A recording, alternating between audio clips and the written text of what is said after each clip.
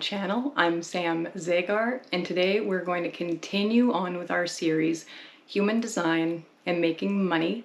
We're into part 5. I'm going to move over to the ego center for this video, the undefined ego center, and how to profit from this with integrity. What I mean there is it is to your benefit and to the person with the undefined ego's benefit that you're selling to. It's going to do good things for both of you to use this information. Ideally, what you're really selling here is the transformation that you yourself have already been through.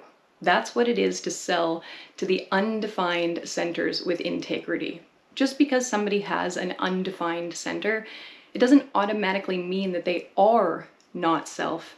It means they have a higher potential to experience the not self conditioning that's going to take them away from their true self. Now, their true self is what their mechanics are actually made of. My example is that my true self is a splenic projector, a defined spleen, and a defined ego. My not self is going to be me thinking that I have the other 7 undefined centers defined. My not self feels uncomfortable knowing that I don't have definition in 7 out of 9 centers. Really what is happening there is my not self wants to overcompensate. It doesn't want others to know that it doesn't have everything. But the funny thing is, everyone feels that way. There is no person who was born with every center, every gate, every line, every color, every tone, every base. Like, there is no person who got everything, which means that all of us are quote unquote lacking or missing something. But it's a lie that lacking or missing means that you're in a deficit or you're in a default. I want you to look at what you're lacking, and I want you to see this as a limitation. But the limitation is the gift, because it tells you exactly how to operate as yourself, what you're limited by. The limitation really is actually a very comfortable boundary and acceptance. I know what I am. I know the limits of what I am. Therefore, I know what I'm not. Therefore, I don't have to try and be what I'm not. That's what I hope all of these videos that I'm doing about human design and making money, that's what I hope they're helping you with. At the end, I want it to not only feel okay to have the limitations that you have, I want it to feel okay to be missing definition that other people have. And when that can be okay for you, that's the sign that you've made the transformation, that you're able to guide or assist somebody else in making that transformation. That's what we're selling. We are selling the real transformation, and that transformation is going from not self to true self within the undefined and open centers. Today, it's ego edition. Let's get into it. Now, the language of the undefined ego center is needing to prove yourself. And truthfully, what it is needing to prove your worth. I've spoken about this in previous videos where I dislike that people use the word of proving and they attach it to other centers, like trying to prove your concepts or your beliefs or ideas. The only time proving belongs to something that's not ego-based is when it belongs to logical collective circuitry, because logic must be proven. Run the experiment, get the results, prove whether they're right, change a variable, etc. A lot of people, though, unnecessarily attach the word prove to other undefined centers, and I think that it just ends up giving bad marketing to the ego, because the ego gets blamed unnecessarily for things that it shouldn't. When we're saying that, this sense that you have to prove, what we're talking about is proving your worth. There's an insecurity in the undefined ego that it doesn't know what its worth is, so it will take on these unnecessary tasks to try and prove its worth to somebody else. Now, when I use the words improve and approve, it really helps me integrate what the word prove is actually doing and why people feel pressure to prove things. The undefined ego has this very strong internal fear that it's going to be abandoned. Really, where that comes from is it's like saying, I don't have enough worth for someone to want to hold on to me. If they don't want to hold on to me, they're going to let me go. They're going to lose me. They're going to abandon me. They're going to leave me behind. And so this person now feels under pressure in a way, and not head or root pressure, but this like uncomfortable, not self pressure that just says, I'm not enough. So therefore I must become more. I must become better. I need to improve myself in order to gain this person's approval so that they don't abandon me. We see a lot of the like mother-father wound showing up here. How do I get my mother's approval? How do I get my father's approval? You know, the ego is 3 parts tribal, 1 part individual. You know, when we talked about the head in the ajna, it was all collective and individual. There was no tribal up there. When we're in the ego, we're in a very, very tribal place. Now, it's not that the whole ego is tribal, but there is such a strong tribal element. Again, the marketing is something very obvious here, and that the tribe is very much seen as like the family, and especially things to do with legacy. You know, I need my father to be proud of me so that he brings me into his business so that I can, whatever.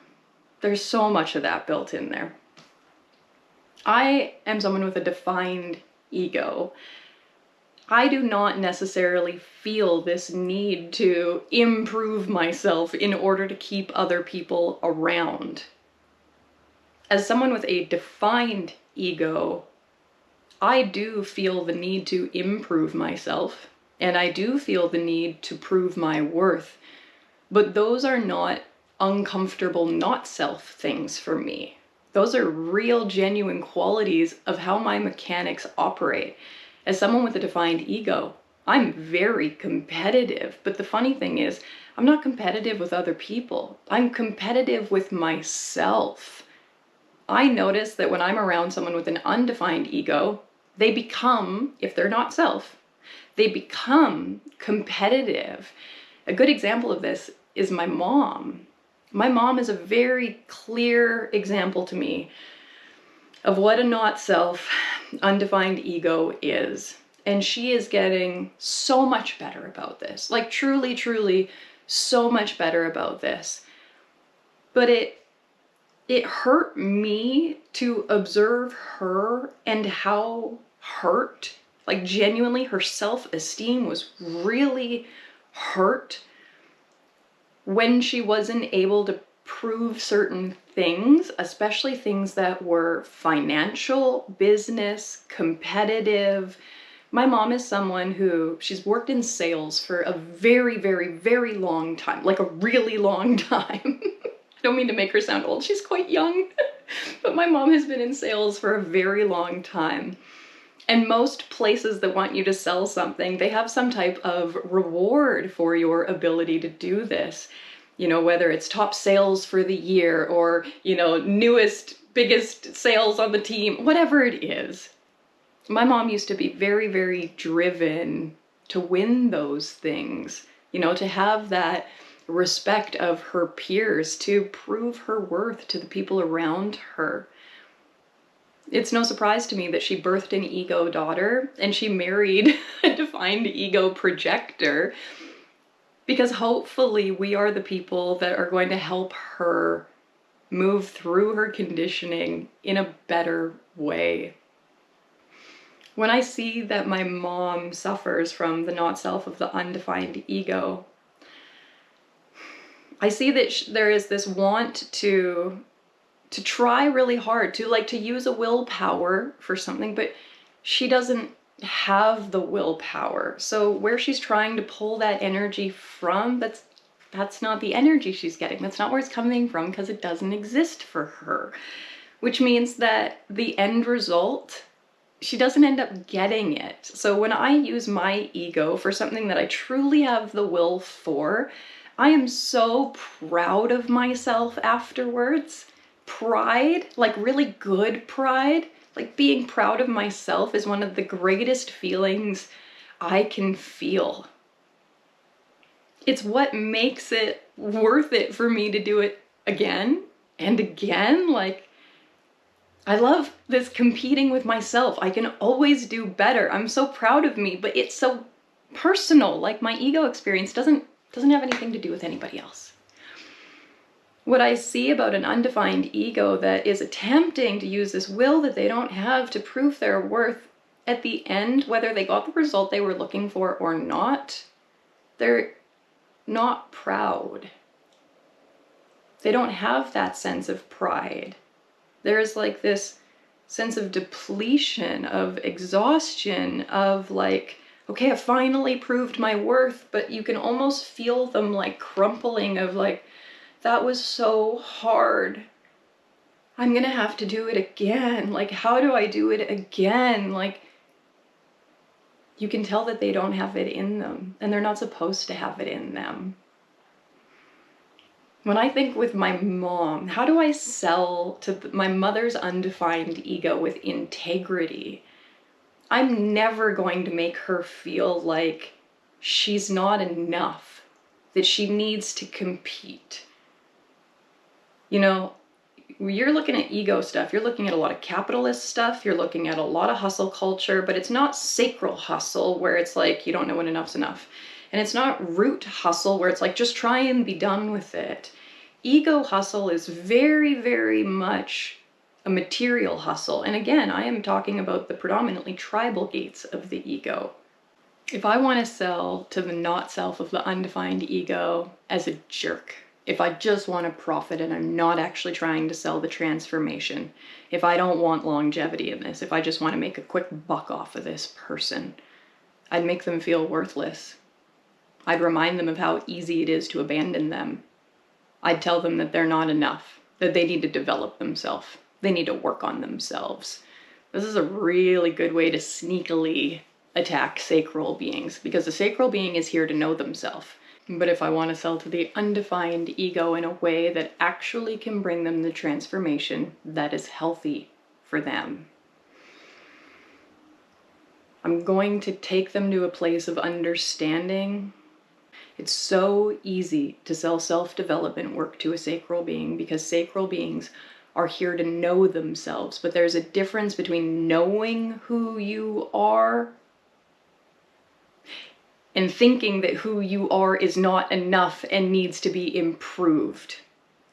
This is why the ego center and the sacral center are not connected, can't be connected, will never be connected.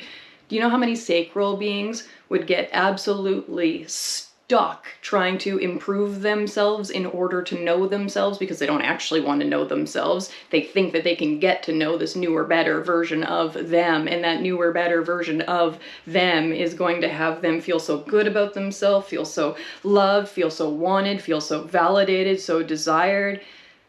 That is such a slippery slope to sell to a sacral person, because the sacral person is here to know themselves, but they're here to know themselves through their response. There's no need to improve or develop themselves just to know themselves. They know themselves by being asked things and having their response come out of them. That is the truth. That's who they are. That's what they're here to know.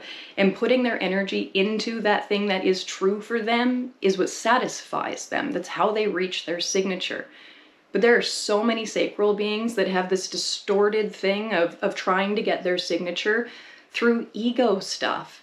Ego stuff will not tell you how to know yourself. Ego stuff will tell you, you should probably improve this. And I'm trying to tell you that if you have an undefined ego, you're not here to improve yourself. You're not here to prove yourself. You're not here to get anybody else's approval in order to validate your self-worth. The greatest thing I can sell to an undefined ego is human design. It's going to tell you that you're worthy for being what you are. It's going to tell you that your limitations are fine. Human design is a great thing to sell to people with undefined egos. The last thing that I want to say on this is whenever a center is unconscious, our personalities relate to it similarly as if it were undefined. My ego is entirely unconscious. While I do have the qualities of a defined ego, they're very much a part of my body. My mind still has a hard time believing that that's actually part of my mechanical definition. There is no conscious access to my ego. My body will surprise me with the amount of will that it can bring out for certain things. My mind still has questions about my worth.